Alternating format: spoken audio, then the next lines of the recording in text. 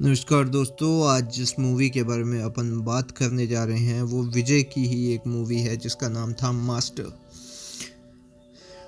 2002 नगर कोली में एक डरपोक 17 साल का लड़का भवानी अपनी आंखों के सामने अपने परिवार को कत्ल होते हुए देखता है। ये उसके पिताजी के दुश्मनों का काम होता है। ये लोग भवानी को ज़बरदस्ती जिम्मेदार ठहरा देते हैं और उसे जुवेनाइल डिटेंशन फैसिलिटी में भेज देते हैं। वहाँ स्टाफ उसके साथ बहुत ही जालिम तरीके से टॉर्चर करते हैं। इस सब के चलते भवानी का दिल पत्थर का हो जाता है और वो एक रूथलेस और वायलेंट इंसान बन जाता है।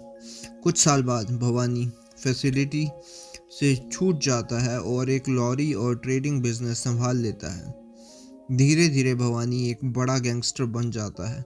उसका डर इतना फैल जाता है कि कानून भी उसका कुछ नहीं बिगाड़ सकता, जैसा कि फिल्मों में होता है ज़्यादातर। वो जुवेनाइल के इनमेट्स को धमका के अपने क्राइम की जिम्मेदारी लेने को मजबूर करता रहता है। इस तरीके से वो एक बड़ा सिंडिकेट खड़ा कर लेता है जो उसके पिताजी के दुश्मनों के बराबर तक पहुंच जाता है। आखिर में वो उन सबको बहुत ही भयानक और दर्दनाक तरीके से मार डालता है। इधर चेन्नई में जॉन डुरईराज यानी जेडी एक कॉलेज लेक्चरर है जो स्टूडेंट्स में बहुत ही पॉपुलर है क्योंकि उसका स्टूडेंट फ्रेंडली एटीट्यूड है। लेकिन जेडी का अल्कोहलिज्म की बड़ी दिक्कत है और उसके फेलो स्टाफ उसे नफरत करते हैं। कॉलेज में नए आए लेक्चरर चारुलता यानी चारू ही एकमात्र इंसान है जो उसे समझती है। एक दिन जेडी प्रिंसिपल से बेट लगाता है कि वो कॉलेज में इलेक्शन सक्सेसफुली करवाएगा। अगर फेल हुआ तो उसे कॉलेज से निकाल दिया जाएगा। पहले तो सब ठीक चलता है, लेकिन इलेक्शंस के बाद कुछ गुंडे स्कूल पर हमला कर देते हैं और इलेक्शंस फेल हो जाते हैं। इसके बाद चेयरमैन उस पर पनिशमेंट के तौर पर जुवेनाइल डिटेंशन फैसिलिटी में 3 महीने की ड्यूटी देने के लिए भेज देता है, जिसका जेडी को ढंग से याद भी नहीं रहता।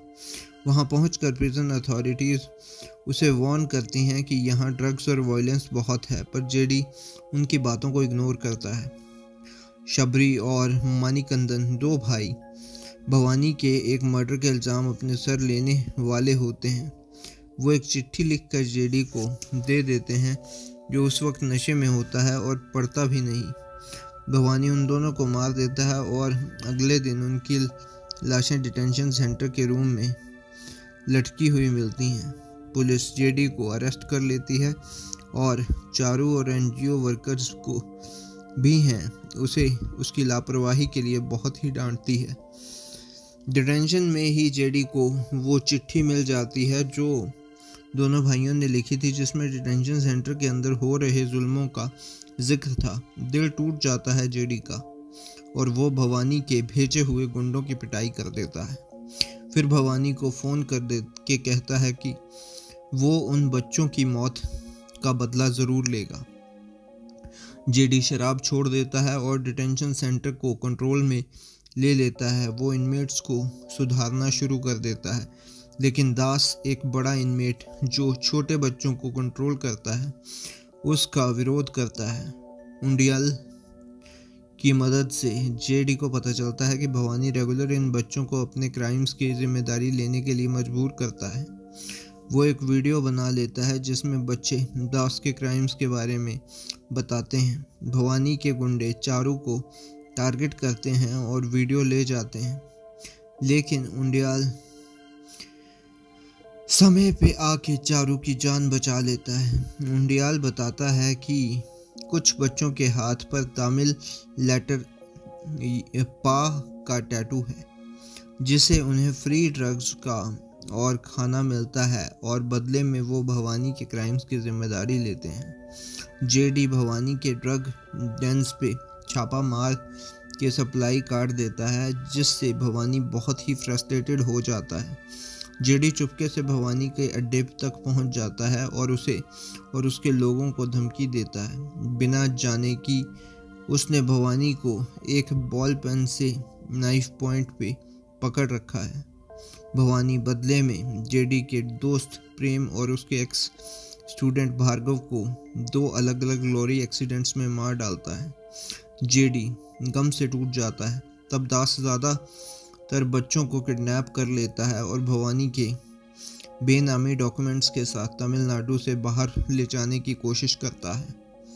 लेकिन आर्थर वेनाथी की मदद से जेडी दास के लोगों को हरा कर बच्चों को बचा लेता है।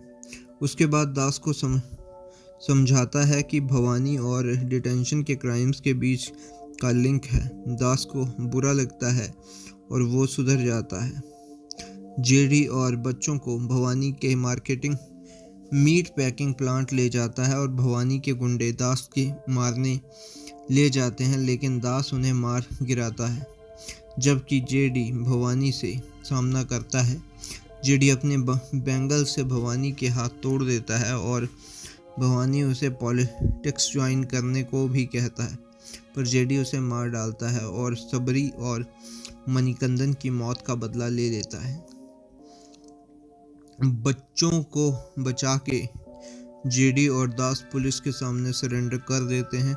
सरकार डिटेंशन फैसिलिटी में बंद कर देती है और बच्चों को उनकी उम्र के हिसाब से दूसरी जेल्स में भेज दिया जाता है। जेडी, दास और फैसिलिटी के दूसरे एडल्ट्स को एक और जेल में भेजा जाता है जहां वो इनमेट्स को सुधारने की प्लानिंग करते हैं। तो दोस्तों, ये थी इस मूवी की पूरी स्टोरी। आपको कैसी लगी ये बताएं, और ये था मेरा रिव्यू। मैं मिलता हूँ आपको किसी और मूवी के रिव्यू के साथ। तब तक के लिए बाय।